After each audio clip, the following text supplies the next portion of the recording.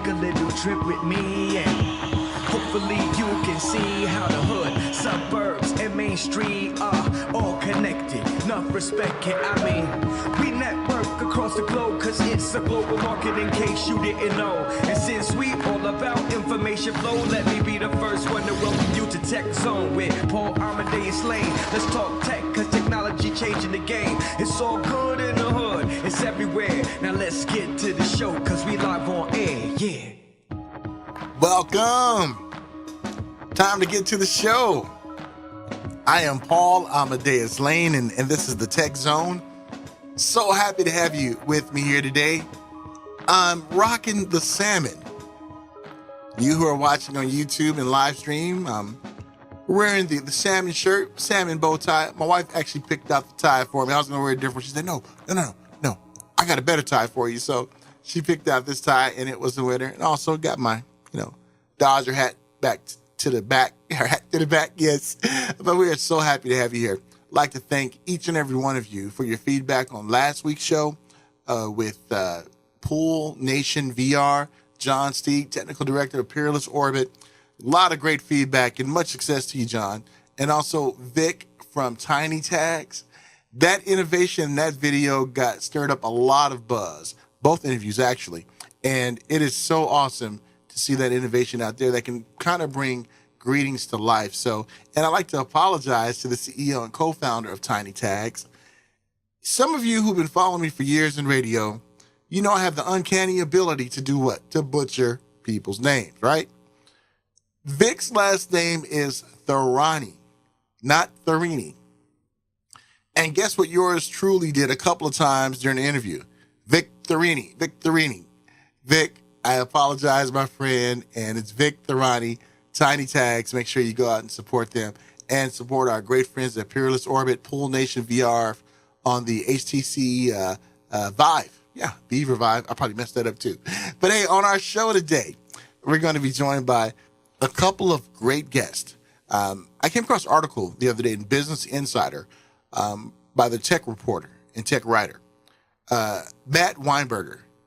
And Matt had an article in there that really caught my eye, and that is Google and Amazon are slowly killing the gadgets as we use them. Yeah, I'm looking over at my notes. My wife said, why you look over there? Put it right in front of you. Yeah, okay.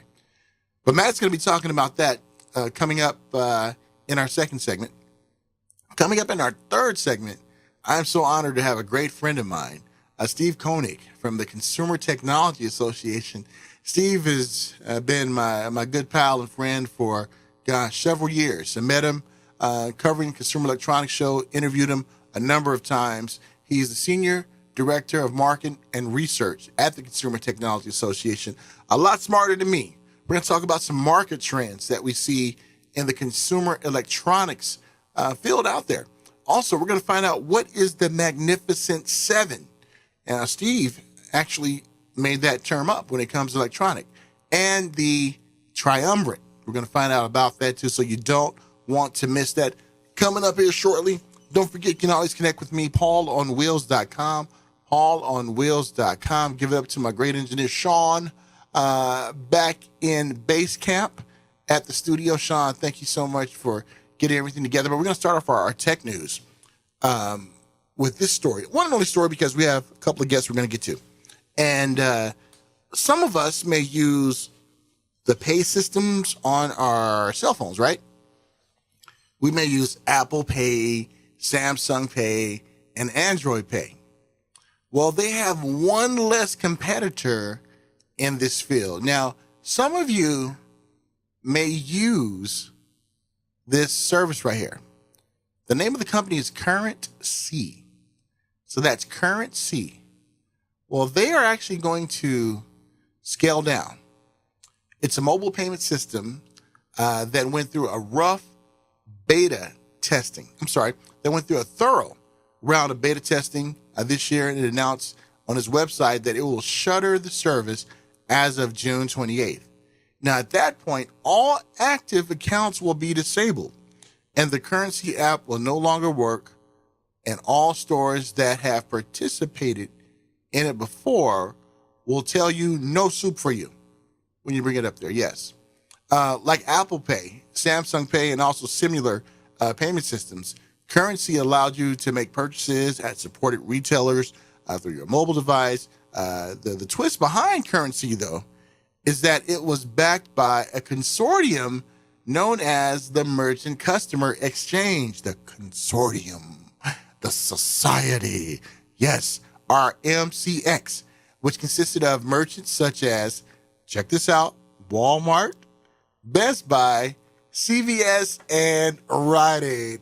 They could not compete with Apple, Samsung, and what's the other one? Apple's Android Pay. Don't we just feel sorry for Walmart? They could not compete. Poor little babies out there.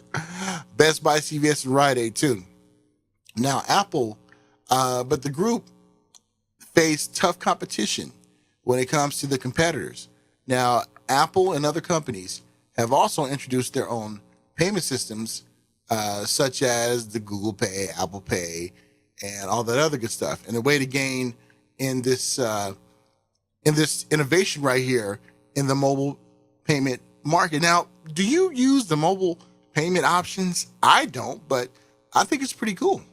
Now, so far, mobile payments have yet to carve out a significant slice in retail transactions. So some people still like to use the credit card. Some people like to scratch a check out. But a lot of forecasters out there are saying this may become a time when this innovation may jump off. Now, imagine if you have children out there. You don't want to give them your credit card, but you want them to have some emergency money. And emergency money is not buying a Justin Bieber album or concert or buying that. No, but a real emergency. Imagine having that peace of mind that your child could use that, and you can get an alert saying, hey, your money's being spent. See, and I think if they market it that way, that people will see the practical value of doing it. But they just say, oh, yeah, pull out your phone and pay. People will say, oh, no. But if you say, hey, you can put your children's allowance on there, give them a prepaid Visa card on there, and once the money is gone, it is gone. But what would really cause currency to really, have a black cloud over? Well, in 2014, currency was hit by hackers before the system even had a chance to get off the ground in 2015. Now, current backers Best Buy, Rite Aid announced that they were adding, check this out, Apple Pay to their lineup. Also last year, MCX CEO Deckers Davidson left to pursue other opportunities. It never works out well when the CEO leaves to pursue other opportunities. The writing was on the wall, straight up Belteshazzar, Nebuchadnezzar style. You know what I mean? It was on the wall. So the currency payment method relied on the QR codes rather than the fingerprint identification used by Apple Pay and Samsung Pay. So potentially making it less convenient and less secure than the competition. So currency payment system, they gone by June 28th. Won't be able to use it no more. And if you do go and try to use it, they're going to say no soup for you. But hey, it's almost time for us to get ready for our break. This is the Tech Zone. Coming up, Matt Weinberger, tech reporter, business insider, will be joining me talking about, and I'm looking over to the side again, my wife's going to get me, Google and Amazon are killing the gadgets as we know it. And Steve Koenig from the Consumer Technology Association. In our third segment, we're going to talk about some of the market trends. He's been a very, very busy beaver.